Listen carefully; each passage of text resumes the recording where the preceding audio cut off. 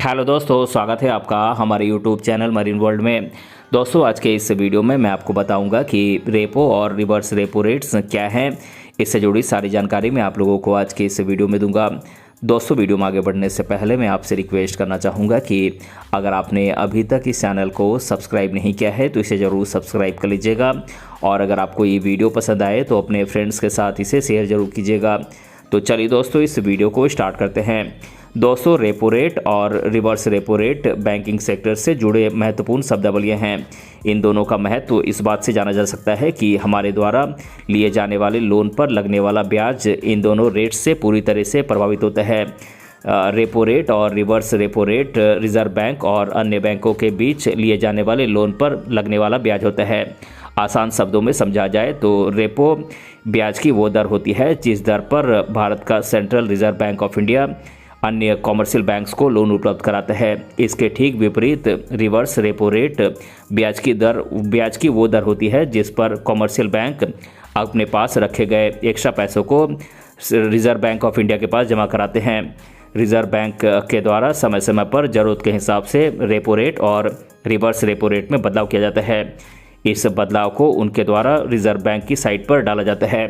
दोस्तों, repo rate और reverse repo rate के बारे में जानने से पहले हमें इससे संबंधित कुछ महत्वपूर्ण शब्दों के बारे में जान लेना चाहिए, जिससे आपको इस टॉपिक को समझने में आसानी होगी। इसीलिए अब मैं आप लोगों को इस टॉपिक से रिलेटेड कुछ बेसिक टर्म्स और टर्मिनोलॉजीज़ के बारे में आपको बता देता हूँ। दोस्तों, पहला टर्म है कॉमर्शियल बैंक यानी कि वाणिज्यिक बैंक। दोस्तों, किसी भी अर्थव्यवस्था को चलाने में बैंक बहुत अहम भूमिका निभाते हैं। बैंकों के द्वारा दिए गए साख के माध्यम से आर्थिक प्रणाली में गति बनी रहती है। वो बैंक जो पैसे जमा करने, बिजनेस के लिए लोन देने जैसी सर्विसेज प्रोवाइड करते हैं उन्हें हम कॉमर्शियल बैंक कहते हैं। इन्हें ही हम वाणिज्यिक बैंक या व्यावसायिक बैंक या व्यापारिक बैंक भी कहते हैं। व्यापारिक बैंक लोगों के रुपयों को जमा के रूप में एक्सेप्ट करती हैं, और जब लोगों को पैसे की ज़रूरत होती है तो उन्हें लोन के रूप में उधार भी देती हैं। दोस्तों, अगला टर्म है इन्फ्लेशन एंड डिफ्लेशन यानी कि मुद्रास्फीति और अपस्फीति। किसी भी अर्थव्यवस्था में जब प्रोडक्ट और सर्विसेज की टोटल वैल्यू से अधिक करेंसी की संख्या हो जाती है तो इस स्थिति को इन्फ्लेशन यानी कि मुद्रास्फीति कहा जाता है। ऐसे में प्रोडक्ट और सर्विसेज की सप्लाई तो कम हो जाती है, पर करेंसी की संख्या अधिक होने के कारण मांग अधिक हो जाती है, जिसके परिणाम स्वरूप चीज़ें महंगी होने लगती हैं। इसके ठीक विपरीत अपस्फीति यानी कि डिफ्लेशन होती है। दोस्तों, अगला टर्म है शॉर्ट टर्म लोन यानी कि लघु अवधि उधार। दोस्तों, बैंकों के द्वारा किसी को अलग अलग अवधि का उधार दिया जा सकता है। जब कोई उधार सामान्य तौर पर 1 साल के अंदर पेएबल होता है तो उसे हम लघु अवधि उधार कहते हैं यानी कि शॉर्ट टर्म लोन कहते हैं। आमतौर पर ये 1 दिन, 1 सप्ताह, 1 महीना, 3 महीना, हाफ ईयर या फिर ईयर हो सकता है। दिए गए समय के बाद ब्याज के साथ मूल राशि को लौटाना होता है। दोस्तों, अगला टर्म है कैश रिजर्व रेशियो यानी कि नकद आरक्षित अनुपात CRR। दोस्तों, CRR रिजर्व बैंक के द्वारा निर्धारित की जाने वाली वो रेट होती है जो बैंकों को कैश के रूप में रिजर्व बैंक के पास जमा रखनी होती है। ऐसा रिजर्व बैंक इसलिए करता है ताकि किसी स्थिति में बैंक के द्वारा अपने कस्टमर्स की जमा की गई राशि को लौटाने में चूक न हो। दोस्तों, अगला टर्म है स्टैट्यूटरी लिक्विडिटी रेशियो SLR वैधानिक तरलता अनुपात। दोस्तों, SLR रिजर्व बैंक के द्वारा समय समय पर निर्धारित की जाने वाली वो रेट है जो बैंकों को अपने पास सोने या अन्य सरकार के द्वारा अनुमोदित प्रतिभूतियों यानी कि गवर्नमेंट अप्रूव्ड सिक्योरिटीज़ के रूप में रखनी होती है। इसका उपयोग रिजर्व बैंक देश में महंगाई को नियंत्रित करने के लिए करता है। दोस्तों, अब बात करते हैं कि रेपो रेट क्या होता है। दोस्तों, रेपो शब्द इंग्लिश के 2 शब्दों से मिलकर बना हुआ है, रीपर्चेज और ऑप्शन, जहां रीपर्चेज का अर्थ होता है पुनर्खरीद और ऑप्शन का अर्थ होता है अधिकार। इसके नाम के अनुसार तो ये धारक का अधिकार होता है कि वो इसे पुनः खरीदे या नहीं, पर असल में ये लायबिलिटी होता है जिसे पूरा करना ही पड़ता है। इस प्रकार रेपो रेट एक ऐसी दर को दर्शाता है जिस दर पर समझौता करने वाला व्यक्ति किसी चीज़ को दोबारा से खरीदने के लिए बाध्य होता है। अन्य शब्दों में, जब बैंकों के पास पैसों की कमी होती है तो वो अपने ऊपर के बैंक यानी कि रिजर्व बैंक ऑफ इंडिया से लोन लेते हैं। लोन की सिक्योरिटी के तौर पर रिजर्व बैंक ऑफ इंडिया उनसे एक गवर्नमेंट सिक्योरिटी यानी कि सरकारी प्रतिभूति लेता है। इसी प्रतिभूति के पुनः क्रय की दर को रेपो रेट कहा जाता है। सरल भाषा में बैंकों के द्वारा लोन की सुरक्षा के तौर पर दी गई प्रतिभूति यानी कि सिक्योरिटी को जब पुनः क्रय किया जाता है तो उन्हें जो ब्याज के रूप में अतिरिक्त राशि का भुगतान करना होता है उसे ही रेपो रेट कहते हैं। दोस्तों, अब बात करते हैं आरबीआई लोन कैसे देता है। दोस्तों, बैंकों को रिजर्व बैंक के नियमों के अनुसार एसएलआर और सीआरआर बनाए रखना होता है। इसलिए जब बैंक के पास इन्हें बनाए रखने में या फिर अपने दायित्वों को पूरा करने में पैसों की ज़रूरत होती है तो वो अन्य कॉमर्शियल बैंकों से या फिर रिजर्व बैंक से शॉर्ट टर्म के लिए उधार लेते हैं, जिनकी सुरक्षा के तौर पर उन्हें गवर्नमेंट सिक्योरिटी देनी होती है और उन्हें पुनः खरीदने का वायदा करना पड़ता है। पुनः खरीदते वक्त ब्याज के रूप में दी जाने वाली राशि रेपो रेट से निर्धारित की जाती है। दोस्तों, रेपो रेट पर कॉमर्शियल बैंक रिजर्व बैंक से ओवरनाइट से लेकर मैक्सिमम 28 दिनों तक का लोन ले सकते हैं। वर्तमान में रेपो रेट 6.25% है। उदाहरण के तौर पर वर्तमान में कोई बैंक अगर 100 करोड़ रुपए रिजर्व बैंक के पास से लोन के रूप में लेता है और एक दिन के बाद वापस चुका देता है तो उसे 100 करोड़ का 6.25% डिवाइडेड बाई 365 इस तरह से 1,71,233 रुपये ब्याज के रूप में और 100 करोड़ रुपए मूल के रूप में भुगतान करने होंगे। दोस्तों, अब बात करते हैं रिवर्स रेपो रेट क्या है। दोस्तों, जिस प्रकार से बैंक जब रिजर्व बैंक से उधार लेते हैं तो उसे रेपो रेट कहते हैं, ठीक उसी प्रकार जब बैंक अपने पास अतिरिक्त नकद की राशि को रिजर्व बैंक के पास जमा कराता है तो उस राशि पर मिलने वाले ब्याज की दर को रिवर्स रेपो रेट कहा जाता है। यहाँ रिवर्स रेपो का अर्थ है रिवर्स रीपर्चेज एग्रीमेंट रेट। इसके तहत रिजर्व बैंक बैंकों से जमा के रूप में ली जाने वाली राशि को जब वापस करता है तो वो जमा करने के समय दी गई गवर्नमेंट सिक्योरिटी यानी कि सरकारी प्रतिभूति वापस क्रय करता है। वापसी के समय मूल राशि के ऊपर मिलने वाले ब्याज को रिवर्स रेपो रेट के माध्यम से निकाला जाता है। बैंकों को रिजर्व बैंक के साथ कैश रिजर्व रेशियो भी बनाए रखना होता है और साथ ही कई बार उनके पास अतिरिक्त कैश रह जाती है। इस कैश को बैंक या तो अन्य बैंकों को शॉर्ट टर्म लोन के रूप में देते हैं या फिर कई बार रिजर्व बैंक के पास जमा करा देते हैं। जमा की सुरक्षा और सबूत के लिए रिजर्व बैंक से सरकारी प्रतिभूति यानी कि गवर्नमेंट सिक्योरिटी ले ली जाती है। रिजर्व बैंक इसी सिक्योरिटी के निश्चित समय के बाद पुनः खरीदने का वायदा करता है। भुगतान के समय मूल राशि पर ब्याज भी दिया जाता है जिसे रिवर्स रेपो रेट पर निकाला जाता है। इस दर को मौद्रिक नीति समिति यानी कि मॉनेटरी पॉलिसी कमेटी के द्वारा तय किया जाता है। रिवर्स रेपो रेट हमेशा से रेपो रेट से कम ही होती है। वर्तमान में रिवर्स रेपो रेट 3.35% है। उदाहरण के तौर पर यदि कोई बैंक इस समय रिजर्व बैंक के पास 100 करोड़ रुपए जमा कराता है और एक दिन के बाद वापस निकालता है तो उसे 100 करोड़ रुपए का 3.35% डिवाइडेड बाई 365 इस तरह से 91,780 रुपये ब्याज के रूप में अतिरिक्त मिलेंगे। दोस्तों, अब हम बात करते हैं कि रेपो रेट और रिवर्स रेपो रेट में क्या अंतर है।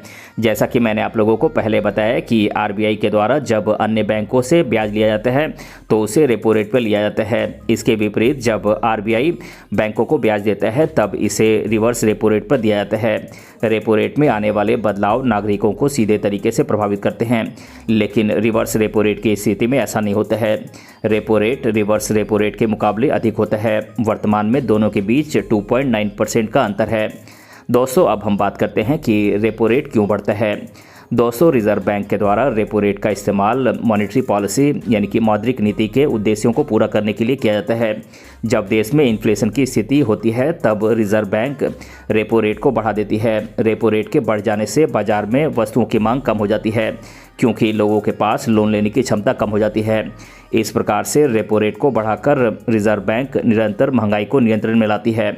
इसके अलावा भी रेपो रेट को बढ़ाने के कई कारण हो सकते हैं। उदाहरण के तौर पर जब सरकार बाजार में पैसे की पूर्ति को कम करने का उद्देश्य रखती है तब रेपो रेट को बढ़ा दिया जाता है। जब रिजर्व बैंक को राजस्व में वृद्धि की ज़रूरत होती है या फिर मौद्रिक नीतियों पर खर्च करने के लिए पैसे की आपूर्ति में कमी आने लगती है तब भी रेपो रेट को बढ़ा दिया जाता है।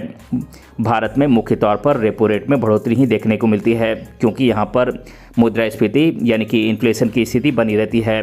दोस्तों, कोरोना के चलते रिजर्व बैंक ने मई 2020 में रेपो रेट को बढ़ाया या घटाया नहीं था, लेकिन मई 2022 में रेपो रेट को बढ़ाकर 4% से बढ़ाकर 4.4% कर दिया गया।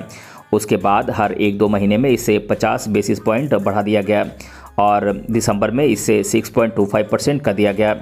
दोस्तों, अब बात करते हैं कि रेपो रेट बढ़ने से क्या होगा।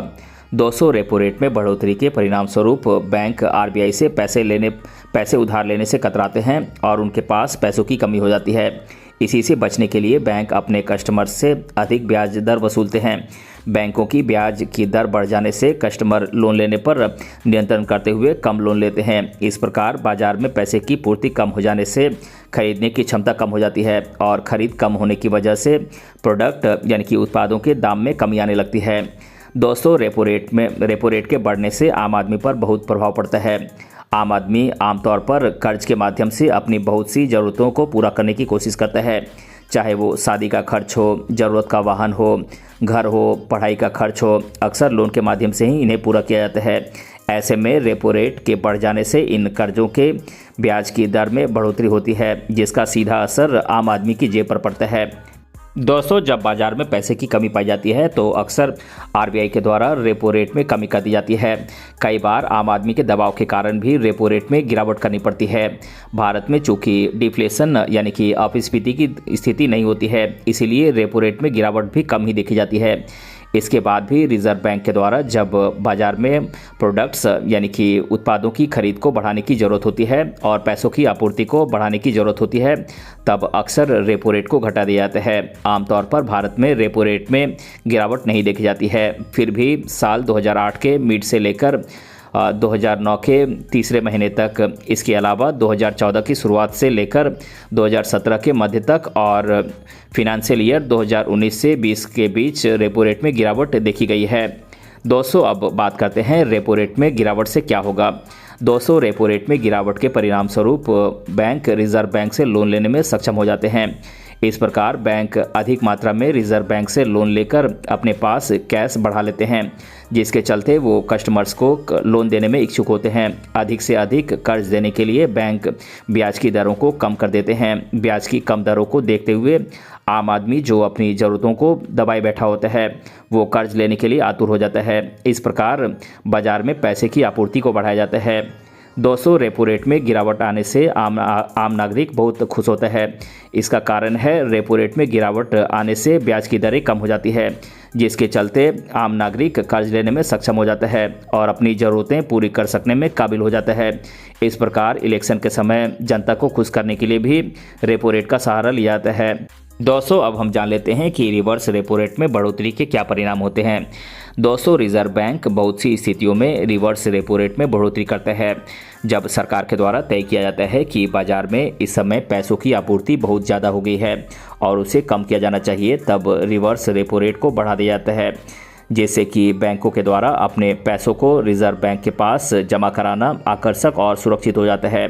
कॉमर्शियल बैंक अपने पैसे रिजर्व बैंक के पास जमा करा देते हैं, इसलिए उनके पास जनता को देने के लिए पैसे की कमी हो जाती है, जिसके चलते बाजार में पैसे की पूर्ति कम हो जाती है। इसी के साथ ही बैंक जनता से अधिक से अधिक पैसे जमा कराने के लिए उन्हें अधिक ब्याज देते हैं।